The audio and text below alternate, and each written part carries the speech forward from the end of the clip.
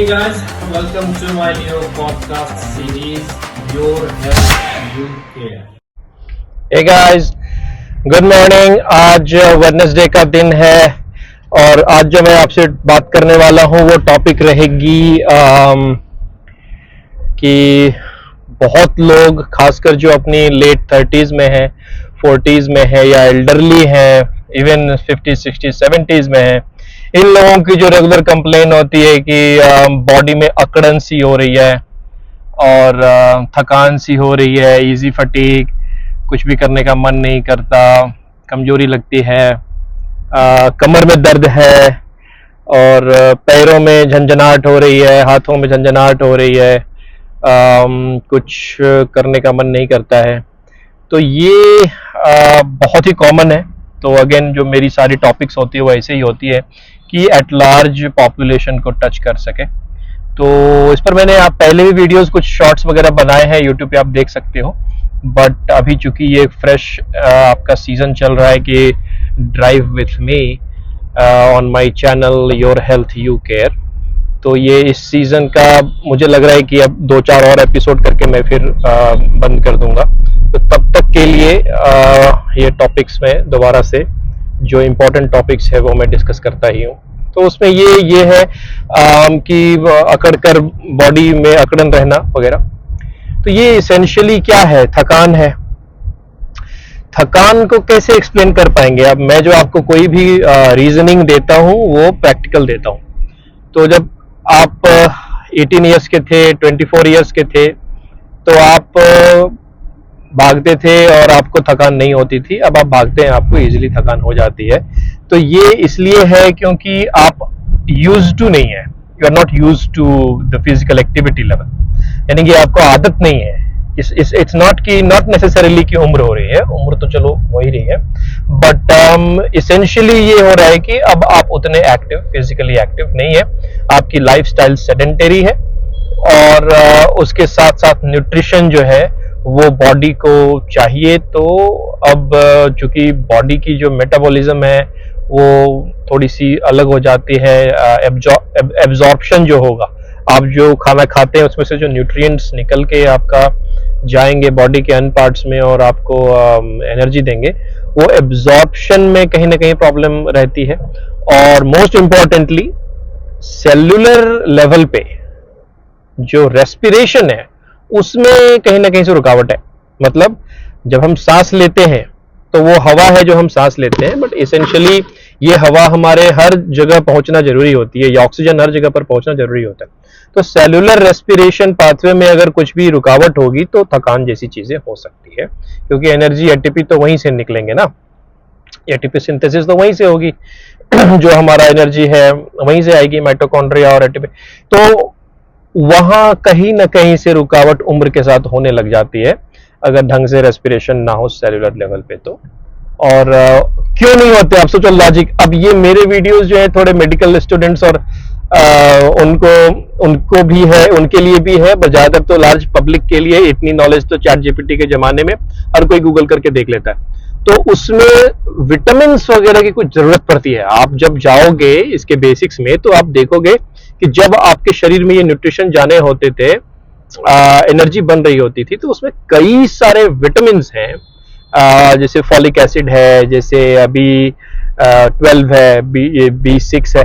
ये क्या है कि कोफैक्टर का काम करते हैं। मतलब जब ये एनर्जी बनानी होती है जो हमें इसेंशियल एनर्जी चाहिए डे टू डे एक्टिविटी के लिए, तो ये एज ए कोफैक्टर काम करता है। अगर ये नहीं रहेंगे तो उनका सारा प्रोसेस जो है वो वेस्ट हो जाता है। सो इसलिए चूंकि एब्जॉर्प्शन अच्छे से नहीं हो रहा हो तो विटामिन की डेफिशिएंसी होगी, इस वजह से आपको होती है। आप देखोगे रूटीनली, आप आज के डेट में किसी की भी लैब टेस्ट करा लो, जो रूटीन टेस्ट आपकी कॉर्पोरेट से भी होते हैं या आपके अस्पताल में भी कराते हैं, उस टेस्ट में आप देखोगे कि B12 की डेफिशिएंसी रहती ही है, D3 की डेफिशिएंसी रहती ही है। अगर और भी आप विटामिन कराओगे तो आप पाएंगे कि आपको डेफिशिएंसी जो है कहीं ना कहीं न्यूट्रिशन की ही रहती है। तो रूटीनली इंजेक्शंस लगाइए, रूटीनली आप सप्लीमेंट करेंगे तो आप सेल्यूलर रेस्पिरेशन लेवल को हेल्प करते हो एनर्जी जनरेट करने के लिए, प्रोटीन मेटाबॉलिज्म में और इसेंशियल इलेक्ट्रोलाइट्स की रिक्वायरमेंट को पूरी करने के लिए। तो इसलिए अकड़न होना, थकान होना, ये कहीं ना कहीं से आपके शरीर की जो मैकेनिज्म है वो कोप अप नहीं कर पा रही होती है as you age, primarily due to the inactivity or sedentary lifestyle and secondarily due to aging. तो इसलिए इसको मैनेज करेंगे, इसको आप जो है कभी ट्रीट नहीं करते, इसको हमेशा मैनेज करते हैं। मैं हम लगभग सभी रील्स में यही कहता हूँ कि मेरे जो सॉल्यूशंस होंगे वो ट्रीटमेंट के से ज़्यादा मैनेज करेंगे, क्योंकि ये सब ऐसे चेंजेस हैं जो होते ही हैं, तो उसका क्या क्योर तो हो ही नहीं सकता ना, तो इसको मैनेज ही कर सकते हैं। कमर में दर्द है, कई बार क्या होते हैं कि रीढ़ की हड्डियों के बीच में रुकावट अगर हो, हड्डियों की अगर साइज बढ़ने लग जाए तो जो नस के गुच्छे हैं उसमें से दर्द हो जाते हैं। अब इस टॉपिक पर मैं ऐसे आप समझो कि जो कहीं भी आप टच करते हो या आपको प्रेशर होता है, टेम्परेचर फीलिंग होती है, दर्द की जो सेंसेशन होती है, चाहे कहीं भी दर्द हो रहा हो आपको, ये ब्रेन से पाथवे होती है, टू वे। एक तो पहले बताती है ब्रेन को कि आपको दर्द हो रहा है और ब्रेन फिर उसके बाद भेजता है कि अच्छा यहाँ पे दर्द हो रहा है। तो इसमें ब्रेन का बहुत बड़ा रोल है। तो कई लोग यही कहेंगे कि जो ब्रेन है वो सिर्फ जो दिमाग है हमारा शोल्डर के ऊपर, हेड की जो कैविटी है वही ब्रेन है, नहीं। इसमें थोड़ी सी आप जानो कि हेड जो है वो आपका सर से लेकर के पीछे जो स्पाइनल कॉर्ड है, रीढ़ की हड्डी है, वहां तक आपका हेड है, वो सारा हेड का पार्ट है। मतलब नॉट हेड का पार्ट कि न वो नर्वस सिस्टम, दिमाग का पार्ट है। दिमाग जो है आपका कमर तक है, जस्ट सो यू नो कि दिमाग की एक्सटेंशन आपकी कमर तक है, उसकी जो कवरिंग है, लेयरिंग है, क्योंकि दिमाग में सारे सेंटर हैं, हर चीज के दिमाग में, सोचने के, बोलने के, खाने के, पचाने के, बुखार आने के, उल्टी आने के, मेमोरी के और चलने फिरने के, बैलेंस के, सुनने के, देखने के, हर चीज के यहाँ पर सेंटर है। और उसमें से जो हमारा सेंसेशंस का है वो सेम कैविटी निकल जाती है पीछे रीढ़ की हड्डियों के साथ साथ, नस के गुच्छे आते हैं, उसके साथ सेरिब्रल फ्लूइड के साथ वो चले आते हैं नीचे कमर तक, और वहां तक इनकी इलेक्ट्रोलाइट्स के थ्रू और फ्लूइड के थ्रू जो है कम्युनिकेशन होती है, और जिसमें से प्राइमरीली आपका जो बॉडी का चलने फिरने का एम्बुलेटरी या सेंसेशंस के कारण है वो वहां से पता लगते हैं। तो इसलिए अगर रीढ़ की हड्डियों में भी ऊपर नीचे हो जाए, जैसे कि कॉन्टिन्यूसली आप एक पोस्चर पर रहेंगे, आपका जेस्चर अगर अलग ऊपर नीचे रहेगा तो आपको दर्द होने के सेंसेशंस आते ही हैं। तो नस के गुच्छे होते हैं जो ये सभी दर्द के सिग्नलिंग को आगे बढ़ाते हैं, फिर आपको उधर से रिस्पॉन्स देते हैं। इसलिए जब प्राइमरली जो दवा दर्द की देते हैं तो हम ऐसी देते हैं कि इन गुच्छों पर काम करें। और इसमें ये तो होगी थोड़ी मेडिकल नॉलेज होगी। इन जनरल ये हो गया कि आप समझो कि ये मामूली चीज नहीं है, ये इसके पीछे का कारण है, आप बीमार हैं जिसकी वजह से जो है आपको दर्द हो रहा है। तो इसकी ट्रीटमेंट आप कराइए, विटामिन इंजेक्शंस लगवाइए, D3, लेकिन बगैर डॉक्टर के प्रेस्क्रिप्शन के आप मत लगाइए। और फोन की बैटरी जो है बैटरी तो ठीक ही थी, जो स्टोरेज स्पेस थी वो कम थी, तो ये मैंने दोबारा से बनाई है। तो अब इसके आगे आई बिलीव कि मैंने टॉक को कंटिन्यू किया है, तो उसमें आप इसको देख लेंगे। फोन की स्टोरेज जो है खत्म होने पर आ गया, कुछ चीजें डिलीट करके। यानी मैं ये कह रहा था कि जो आपकी नसें हैं वो आपके कमर तक है, कमर तक नसें जो है इनका काम ही यही होता है कि आपको कहीं पर दर्द हो रहा हो, आपको कहीं पर किसी तरह की टेम्परेचर वाली सेंसेशन हो। एक्चुअली ये touch, pressure, vibration, sensation, pain, ये सारा कुछ आपकी नसें जो तय करती है उसका ये रास्ता होता है। इन नर्व्स के थ्रू ही सारी चीजें ट्रांसमिट होती हैं। तो रीढ़ की हड्डी का ये काम है, क्योंकि दिमाग आपके पैर की उंगलियों तक जो नर्व्स की पाथवेज जाती है, उनका जो जड़ होता है जहां से ये एक ट्रांजिट होती है चीजें, वो रीढ़ की हड्डियों से है। जैसा जैसा लेवल आपका बॉडी का ऊपर से लेकर नीचे तक का लेवल है, वैसी वैसी सप्लाई है। और इसलिए जो है कमर की एक्सरसाइज और स्ट्रेच एक्सरसाइज करनी बहुत जरूरी है, ताकि ये गुच्छे जो हैं वो अपना काम करते रहें। और ये गुच्छे जो होते हैं उनके जो सर्कुलेशन है, रेस्पिरेशन है, जब आपकी एज कम होती है तो आसानी से होते हैं बिकॉज ऑफ द एक्टिविटी। यानी जैसे जैसे आपकी लाइफ सेडेंटरी हो जाती है, लंबे टाइम तक चेयर पे बैठे रहना, और लंबे टाइम तक ख्याल ना रखना अपना, तो उसमें उनकी जो रेस्पिरेशन अगर डिस्टर्ब हो जाएगी तो आपको दर्द। और उसमें ये तो बेसिक मैकेनिज्म है, लेकिन जो पैथोलॉजिकल मैकेनिज्म मतलब जो कारण है, प्रमुख कारण जो लंबार रेडिकुलोपैथी और लोअर में होते हैं वो आपका कंप्रेशन है। कि जो रीढ़ की हड्डियों के बीच की जो स्पेसिंग है, वो स्पेसिंग में कुछ चीजें, नसें, इतने मोटे मोटे गुच्छे हैं नस के, तो वो गुच्छे अगर दब जाएंगे तो आपको पेन होंगी। तो उसके लिए आप ऑर्थोपेडिक डॉक्टर को, न्यूरोलॉजिस्ट को, किसी को भी दिखा सकते हैं और उसका इलाज देखो। मेन तो इसमें इलाज आपको ऑर्थोपेडिक और न्यूरो को दिखा करके ही करनी चाहिए। अदरवाइज इन जनरल जब आप हमारी क्लिनिक में आते हो तो हम जो आपको रेकमेंड करते हैं वो ये करते हैं कि आप अपने विटामिन वगैरह की प्रोफाइल कराओ, लैब में जांच कराओ। इनिशियली तो आपको एक रेकमेंडेड डेली अलाउंसेस आरडीए के अकॉर्डिंग जो आपकी सप्लीमेंट है वो आप ले सकते हैं। उसके लिए तो कई बार डॉक्टर्स की भी जरूरत नहीं है, आप फार्मेसी में जाके मल्टीविटामिन खुद ले लेते हो। आप मेन रूप से जो विटामिन बी कॉम्प्लेक्स है, बी कॉम्प्लेक्स आप ले लेते हो तो थोड़ी बहुत तो रिजुविनेशन हो जाती है। कैल्शियम ले लेते हो आप D3 ले लेते हो। अब D3 से मैं एक बात मेंशन करना चाहूंगा कि आज की प्रैक्टिस में काफी ट्रेंडिंग है D3 और विटामिन B12 जो है अभी बहुत ट्रेंडिंग है। जितने भी हम लैब रिपोर्ट्स देखते हैं उसमें डेफिशिएंसीज लोगों के आती ही है, तो काफी कॉमन है। थायराइड का इश्यू हो सकता है तो थायराइड प्रोफाइल भी करा सकते हैं। आप अगर डायबिटिक है तो पेरिफेरल न्यूरोपैथी, इसलिए HbA1c कराना जरूरी है। HbA1c से ये पता लगती है कि आपकी डायबिटीज कितनी कंट्रोल्ड है। अगर डायबिटीज कंट्रोल्ड में होगी तो उसकी वजह से न्यूरोपैथी नहीं होगी, लेकिन अगर आपकी डायबिटीज अनकंट्रोल्ड डायबिटीज है तो उसकी वजह से आपको होगी। आपको ब्लड प्रेशर की अगर इश्यू रहती है तो डेफिनेटली उससे तो सारी तरह की प्रॉब्लम्स हो सकती है। उसमें एक प्रॉब्लम पेन भी है, हेडेक से लेकर के बॉडी एक से लेकर के सारी चीजें। ब्लड प्रेशर भी आपका मैनिफेस्ट कर सकता है। कभी इंजरी हुई हो, चोट लगी हो तो उसकी वजह से हो सकता है। और अगर ऑपरेशन सर्जरी कभी हुई हो, उसमें कुछ कोई नर्व डैमेज हो गया हो तो, बट ये सब लॉन्ग स्टैंडिंग होंगे अगर ऐसा कुछ होगा तो इसको रूल आउट करा सकते हैं आप। और दिनचर्या में आप क्या कर सकते हैं कि आप टेनिस खेलना है, बैडमिंटन खेलना है तो B12 और D3 और कैल्शियम, ये तीन चीजें आप चाहोगे तो रूटीन बेसिस पे आप इसकी सप्लीमेंटेशन कर सकते हो। आपको मैं इसलिए डोज वगैरह नहीं बता रहा हूं कि मैं चाहूंगा कि आप अपने जनरल फिजिशियन या अपने डॉक्टर, ऑर्थोपेडिक, न्यूरोलॉजिस्ट, जो भी जिनसे भी आप संपर्क में हैं, एक बार आप उनको दिखाइए। और ऐसा नहीं कि डॉक्टर ने लिख दिया 60,000 इंटरनेशनल यूनिट तो आप खुद से लेने लग जाएं। आपको डॉक्टर ने लिख दिया कि आप 1500 माइक्रोग्राम आप ये ले लो तो आपने लेना शुरू कर दिया। ये डिपेंड करता है आपकी हिस्ट्री पे, आपके बैकग्राउंड पे डिपेंड करता है। D3 तो 6-6 लाख तक की इंजेक्शन लगती है, तो ये डिपेंड करता है। इसलिए आप जो है अपने डॉक्टर से मिले, डॉक्टर से मिल करके ये स्क्रीनिंग टेस्ट कर ले, अपनी ब्लड की लेवल्स कर ले, विटामिन की लेवल कर ले, बायोटिन की सप्लीमेंट कर सकते हैं, विटामिन ई की सप्लीमेंट कर सकते हैं। और ये सारी सप्लीमेंट करके आपको फील हो जाती है, फर्क पड़ जाता है आपको।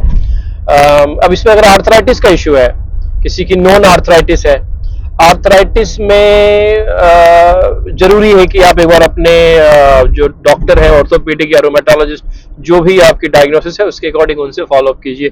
वुमेन में जो मेनोपॉज की टाइमिंग होती है, प्री मेनोपॉज और पेरी मेनोपॉज कहेंगे। पेरी मेनोपॉज में आपको ऑस्टियोपोरोसिस की इंडिकेशंस मिलनी शुरू हो जाती है। पोस्ट मेनोपॉज में तो ज्यादा होती ही है, तो वहां पर कैल्शियम की सप्लीमेंट्स कर सकते हो। जिनको हाइपोथायराइड है या थायराइड की भी कोई इश्यूज रहते हैं, उनका भी आप उनके डॉक्टर को फॉलो अप करिए।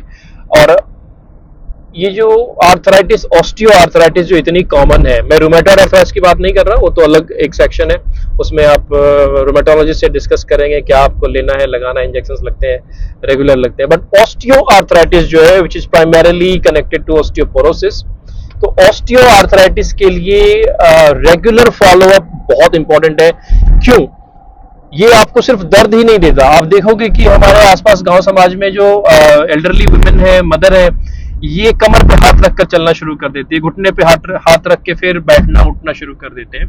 तो इसका रीजन तो जो भी है सो है, इसको मैनेज करना बहुत जरूरी है। मैनेज करने के लिए मैं हमेशा कहता हूं कि अगर आप किसी डॉक्टर की क्लिनिक में जाते हो, डॉक्टर की क्लिनिक पे यूजुअली जो नॉन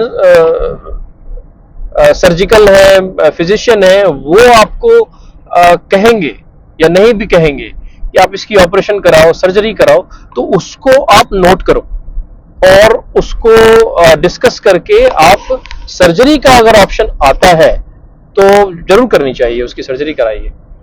और खैर मुझे लग रहा है कि इन टॉपिक्स में पहले भी बात कर चुका हूँ मेरे अन्य वीडियोस में, तो रिपीट ना हो जाए। मैं इस आज की टॉक में प्राइमरीली ये बताने वाला था कि आप जो है कमजोरी को जो है बहुत आसानी से मैनेज कर सकते हो, जिसमें विटामिन सप्लीमेंट्स ही है। और आप इसकी विटामिन प्रोफाइल करा लो। विटामिन बी कॉम्प्लेक्स और जिंक जो ओवर द काउंटर है, माइल्ड डोज के हैं। माइल्ड डोज के सप्लीमेंट्स तो आप अभी से जाकर के ले सकते हो। जैसे फॉर एग्जांपल आपका कोई भी मल्टीविटामिन लोगे, उसमें B12 होगा, उसमें कितना होगा तो बहुत कम रहता है, 15 mcg के आसपास रहता है। और आपको अगर डेफिशिएंसी होती है तो 1500 mcg तक की जरूरत पड़ जाती है। तो ये आपको देखना है, अपने डॉक्टर से मिलकर के सप्लीमेंट करेंगे तो आपको रिलीफ मिलती है। देखो मैंने अभी तक आपको जो बातें बताई है इसके सोल्यूशन के लिए, वो सप्लीमेंट की बताई है। मैंने अभी तक आपको पेन किलर नहीं बताया। तो पेन किलर में क्या बताना है? पेन किलर में तो आप सेल्फ मेडिकेट कर लो, घर घर में डॉक्टर है, स्प्रे जेल अवेलेबल है। पेन किलर इतने सारे एंटीपायरेटिक और एंटी इन्फ्लामेटरी मेडिकेशंस आपके पास क्लोजेट में होते ही हैं, वो खा लो। कोशिश करो बर्दाश्त करने की, लेकिन जब बर्दाश्त से बाहर हो जाए तो टैबलेट लेनी पड़ती है। मैं भी लेता ही हूँ, कभी कभार हमें होते हैं तो हमें भी टैबलेट्स लेने ही पड़ते हैं। बट एक और चीज मैं करता हूँ, जैसे कि एक्सरसाइज वगैरह अगर करता हूँ तो मैं एक हैवी वाली बेल्ट लगाता हूँ। अगर मैं लिफ्टिंग कर रहा हूँ, थोड़ी हैवी एक्सरसाइज कर रहा हूँ, तो मैं एक बेल्ट लगा लेता हूँ प्रिकॉशन के लिए। तो आई एडवाइज एवरीबडी कि आप बेल्ट रखो अपने पास में। फॉर एग्जांपल मैं थोड़े दिन पहले अपनी एक कंस्ट्रक्शन के काम में गया हुआ था, तो वहां पर कई बार हमें भी धक्का और ये सब उठाना पड़ता है, खुद भी हाथ लगाने पड़ते हैं अपने काम में संकोच कैसा, अपना काम कर रहे हो तो हाथ बटाना ही पड़ता है। तो मैं वहां अपनी बेल्ट लेके गया था और मैं बेल्ट लगा करके ही कोई काम कर रहा था, क्योंकि लॉन्ग स्टैंडिंग थी, दिन भर थे खड़े वहां पे और कभी कुछ काम करना पड़ गया तो बेल्ट। तो जो भी फिर मेरे जो वहां पर लोग आके पूछे थे ये क्या है, तो मैंने कहा देखो ये बेल्ट है। बेल्ट जो है वेट बेयरिंग जॉइंट्स को ना स्टेबल करके रखता है, तो आप काम कर सकते हो। और ये वो छोटा मोटा बेल्ट नहीं, वो एक चौड़े विड्थ की बेल्ट होती है, वो बेल्ट आपको लगानी होती है, यूजुअली जो जिम में होते हैं। तो आप जब भी कोई हैवी काम करो तो वो सपोर्ट, वेस्ट सपोर्ट लगा लो, बेल्ट लगा लो, उससे आपको दर्द नहीं होंगे और इंजरी होने के भी चांसेस नहीं होंगे। तो इसलिए बेल्ट लगा सकते हैं, पेन किलर ले सकते हैं। कई लोग हॉट वाटर बैग भी रखते हैं। और अब थोड़ा सा और इसको अप करेंगे मैनेजमेंट के लिए। तो अब चूंकि अगर आप मेरे ऑडियंस में से कई ऐसे भी हैं जो बड़ी बड़ी सोसाइटीज में रहते हैं, और फिजियोथेरेपी क्लिनिक्स वगैरह भी हैं, हमारी भी हैं, फिजियोथेरेपिस्ट बैठते हैं, रूटीनली रेगुलरली बैठते हैं, तो आप फिजियोथेरेपी को भी कंसिडर कर सकते हो। यार मेरी समझ में ये नहीं आ रहा है कि आप इंडिया जैसे देश में रहते हो, आज भी हेल्थ केयर काफी अफोर्डेबल है। I mean you can not have the luxury to hire a physiotherapist in other countries for regular therapy. यहाँ पर आप एक नॉमिनल प्राइस वगैरह पे आप जो है फिजियोथेरेपिस्ट को अपनी सोसाइटी की क्लिनिक में बुला करके या खुद उनकी क्लिनिक में जा करके आप रेगुलर जो है फिजियोथेरेपी करा सकते हो। और फिजियोथेरेपी को अंडरएस्टिमेट मत करो, इट हैज इमेंस पोटेंशियल। जैसे कि उनके पास कुछ होते हैं जो नर्व्स वगैरह को भी स्टिमुलेट कर, लिटरली दे हैव इलेक्ट्रोड्स, जिससे कि नर्व्स वगैरह को स्टिमुलेट करके आपका पेन मैनेज करते हैं। कायरोप्रैक्टर है, जो बहुत सारे एनेस्थेटिस्ट हैं जो पेन मैनेजमेंट क्लिनिक चलाते हैं, और फिजियोथेरेपी। तो ये सब चीजें आप कंसिडर करो। हालांकि ये पार्ट ऑफ द वीडियो जो है थोड़े से सैवी और थोड़े से हाई इकोनॉमिक स्टेटस के लिए, मोस्टली जब तक कि डॉक्टर ने प्रिस्क्रिप्शन ना दी हो। This is like recommendation. अगर क्लिनिकल कंडीशन हो तो सबके लिए इंपॉर्टेंट है, बट इन एवरीडे लाइफस्टाइल जो रिकमेंडेशन रहेगी वो ये रहेगी कि आप अपने पेन मैनेजमेंट क्लिनिक्स को जा सकते हैं, आप फिजियोथेरेपिस्ट से मसाज करवा सकते हैं, और उसके साथ अगर न्यूट्रिशन की भी पूरी करेंगे तो चांसेस कम है कि आपका ये पेन रहते हैं। अब इस टॉक को और थोड़ा सा इम्प्रोवाइज करेंगे तो वो ये कर सकते हैं कि लॉजिकली सोचो, आपका बॉडी वेट जो है क्या पेन करा सकता है? सोचो, हमारे जो जॉइंट्स होते हैं, majority of the joints are weight bearing. तो वेट बेयरिंग जॉइंट्स में आपको लगता है कि अगर वजन मैनेज करी जाए अच्छे तरीके से तो पेन में रिलीफ मिल सकती है? Answer is yes.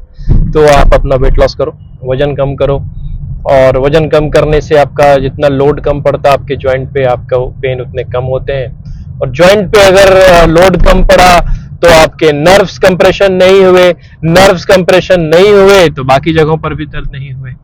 तो इसलिए देखो, बॉडी वेट को भी मैनेज करना बहुत जरूरी है। उसके बारे में मैं कितनी वीडियोस बना चुका हूँ, तो उसको भी आप मैनेज करो। और इस तरह के फटीग, एनर्जी लेवल के लिए और क्या बोल सकते हैं, बाकी आजकल तो कम है ट्रेंडिंग में। पहले के जमाने में जब क्रिकेट वगैरह खेलने जाते थे, बड़े बूढ़े बच्चे जो भी जाते थे, तो वॉलंटरली बाय द ऑर्गेनाइजर्स एक ग्लूकोन डी जो है, ग्लूकोन डी पिलाया करते थे उन दिनों में। मतलब हर टूर्नामेंट वगैरह में आप जाओ, किसी भी फंक्शन में जाते थे, स्पोर्ट्स एक्टिविटीज में, तो ग्लूकोन डी पिलाते थे। And that makes a lot of sense कि एक तो आपको शुगर मिल जाती है इंस्टेंट, और दूसरी आपको विटामिन डी जो है वो हड्डियों तक पेनिट्रेट करके आपका कैल्शियम वगैरह को मेटाबोलाइज करती है। तो वो अपने पास अब तो खैर इसके कैप्सूल सचेट आ गए हैं विटामिन डी के, तो वो ले सकते हैं। But Glucon D on the routine basis, अगर आप ट्रैवल कर रहे हो, बाहर जा रहे हो, या क्रिकेट्स वगैरह आउटडोर एक्टिविटीज में जाते हो, तो Glucon D still is a choice, आप उसको यूज कर सकते हैं। और ट्रैफिक में हूँ आज, अभी तो टाइम लग रहे हैं, मौसम ओके टाइप्स है। गर्मी का तो महीना है ही, बट आज क्लाउडी है, सन भी पूरा नहीं है। एंड ऐसे भी मौसम में अगर आप जाओ तो हाइड्रेट करना मत भूलो। हाँ देखा, बात करने से फायदे हो ही जाते हैं। तो पेन आपको डिहाइड्रेशन से भी होते हैं by the way, so make sure you hydrate well, make sure you essentially जो है पानी ज्यादा पियो। तो इन सब के साथ साथ पानी का भी रोल आपको आ जाता है। दर्द अगर आपको बॉडी में हो रहा है तो वन वे और दी अदर कहीं ना कहीं से ये आपका डिहाइड्रेशन भी एक कारण हो सकता है। और डिहाइड्रेशन को मैनेज कैसे करेंगे तो आपको पता ही है, तो पानी पीते रहेंगे। और एक और बात इसमें एजुकेटेड टॉक में ऐड अगर करना चाहूँ तो ये कर सकता हूँ कि कई लोग कंफ्यूज होते हैं कि यार प्यास लगी है तो वो क्या करेंगे कि सोडा, कार्बोनेटेड वाटर या कोई और लिक्विड जो बहुत ज्यादा कॉन्सेंट्रेटेड लिक्विड होते हैं वो ले लेते हैं। मैं किसी पर्टिकुलर का नाम नहीं लेना चाहता। तो ठीक है, वो फिज, वो आपका चुल मिटाने के लिए 1-2 सिप ले लो, but that is not a hydrating agent, that is not at all. देखो, आप इंडिया में हो तो ये आपको फायदा हो जाता है कि इलेक्ट्रोलाइट के लिए। और देखो, ये कोकोनट वाटर आप पी सकते हो इंडिया में अगर हो तो। कोकोनट वाटर आपको इजीली मिल जाता है, सामने से आप ऑर्डर दे सकते हो। और कोकोनट वाटर बहुत ही बढ़िया सोर्स है आपका हाइड्रेशन का। और इसमें इलेक्ट्रोलाइट्स है मेजरली, आपको मेजर जो इसमें न्यूट्रिएंट है पोटेशियम है, जो कि सेल के लिए बहुत इंपॉर्टेंट होता है। अभी मैं आपको बता रहा था कि सेल्स की जो होती है, सेल्स की जो इंट्रासेलुलर होती है, यानी कि सेल्स के अंदर जो इलेक्ट्रोलाइट होते हैं वो पोटेशियम ही मेन होते हैं। तो अगर आपको दर्द हो रहा हो ज़्यादा, तो कहीं ना कहीं अगर सेल इंजरी हो रही हो तो पोटेशियम इलेक्ट्रोलाइट जो है उसको रिप्लेनिश करने के लिए बहुत ही रिच सोर्स है, आप ये पी सकते हो। हाइड्रेशन भी हो गई और इलेक्ट्रोलाइट जो है आपका वो भी हो गया। अब ये सब इंडिया में ये लग्जरी है तो इसका फ़ायदा उठाना चाहिए, है ना। कहीं ना कहीं से आपका जो फटीग है वो सेलुलर लेवल पे, जो जैसा मैंने आपको पहले बताया कि उसमें अगर डैमेज हो तो ये कोकोनट वाटर कैन हेल्प।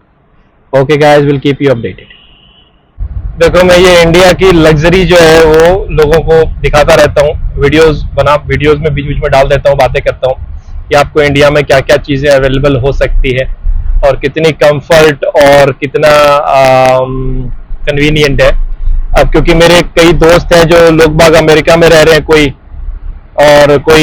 और भी देशों में रह रहे हैं। अब मैं भी पहले अमेरिका में रहता था, 6-7 साल अमेरिका में रहा हूँ, तो उनको भी बीच में जलाना होता है क्योंकि वो भी हमें बहुत जलाते हैं अपनी चीज़ें दिखा करके।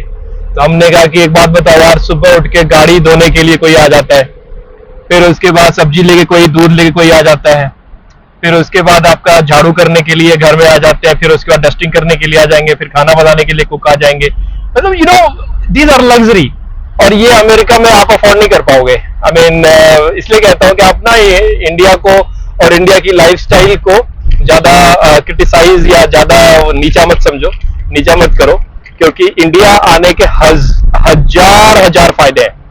तो ठीक है, आप अमेरिका में हो, अच्छी बात है, और I am happy for you, but मैं इंडिया में हूँ, I am so happy, life is good here. हाँ, एनीवेज, तो मैं नारियल पानी के बारे में बता रहा था कि that's good for hydration and that's also आपका पेन रिलीफ करने के लिए, जो मैंने लॉजिक आपको बताई कि सेलुलर रेस्पिरेशन में ये मदद करेंगे। ओके जी, सो या just on the lighter note guys, American friends, बुरा मत मानना, ठीक है जी।